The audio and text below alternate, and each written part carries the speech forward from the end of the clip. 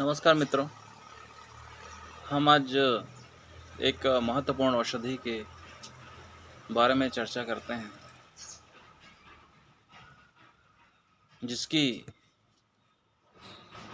जहां विभिन्न रोगों में उपयोगिता है, वहीं मंत्र और तंत्र चिकित्सा में भी,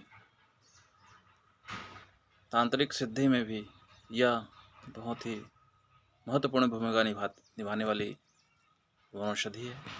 सामान्य खरपतवार की तरह उगने वाली और दिखने वाली यह औषधि और कोई नहीं, वास्तविक पे यह एक बैगनी गुलाबी रंग के फूलों वाली, यह जो स्क्रीन में दिख रहा है आप, सहदेवी है, जिसे सहदेई भी कहा जाता है। इसकी लंबी पत्ती और एक चौड़ी पत्ती, दो प्रकार की गुलाबी और सफ़ेद रंग के फूलों वाली, आपने सामान्यतः खरपतवार की तरह उगा हुआ कई जगहों पर इसे देखा होगा। लेकिन इसकी सिद्धि और चमत्कार आप यदि देखना चाहते हैं तो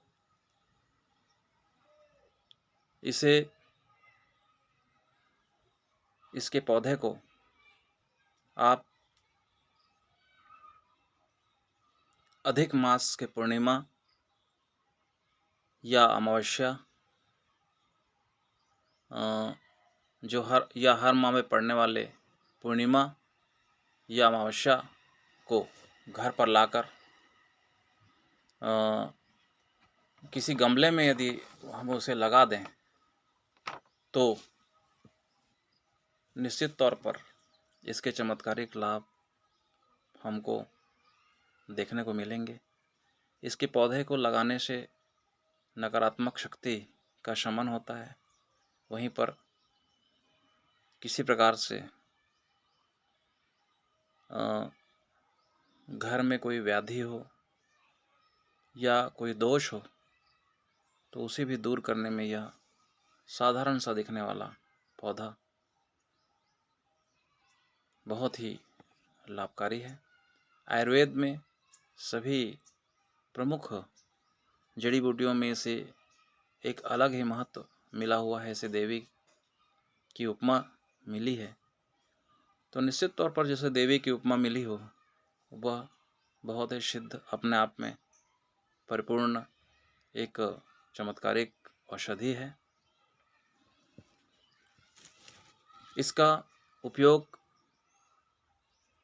यदि हम आजमाना चाहते हैं, करना चाहते हैं, इनकी सिद्धियों के बारे में हमको स्वयं महसूस करना चाहते हैं,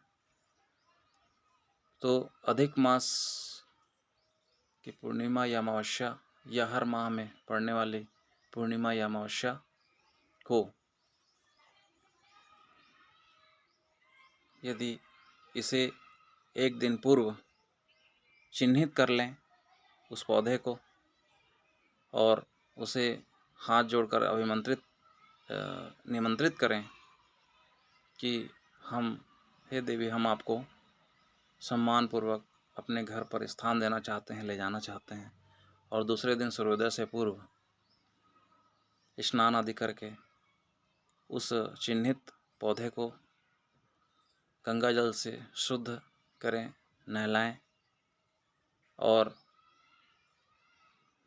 ओम नमो भगवती सहदेवी सद बलदायिनी सर्वजयी कुरु कुरु स्वाहा ऐसे करके 108 बार मंत्र पढ़ें और उसे मिट्टी समेत उखाड़ करके किसी गमले में घर आकर लगा दें और पुनः गंगा जल से शुद्ध करें और ओम नमो भगवती सहदेवी सद बलदायिनी सर्वजयी कुरु कुरु स्वाहा ऐसे मंत्र का उच्चारण करें और हाथ जोड़कर उसका पूजन करें। फिर लगाकर किसी छायादार स्थान पर रखें। फिर उसे सामान्य वातावरण में रख सकते हैं आप। और आप देखेंगे कि इस पौधे को लगाने से आपके घर में जो नकारात्मक ऊर्जा है, जो नकारात्मक शक्ति है, वो पॉजिटिव वातावरण निर्मित करेगा। यदि किसी को नींद नहीं आती हो तो उस पौधे को यदि हम गमले समेत उसके कमरे में रख देते हैं तो उसे अच्छी नींद आती है। किसी को उन्माद, पागलपन या की बीमारी हो या दौरे आ रहे हों तो भी यह सिद्ध की हुई औषधि बहुत ही कल्याणकारी है उसके लिए। वैसे तो पूरे इसके पंचांग का उपयोग किया जाता है। यदि यूरिन में जलन हो और किसी प्रकार से साइनस, मिर्गी या अन्य प्रकार के रोग हों तो उसके लिए भी यह लाभकारी है। यदि मूत्र संबंधी इन्फेक्शन हो तो इसका स्वरस या इसके पंचांग का पूरा काढ़ा अपने आप में बहुत ही महत्वपूर्ण है।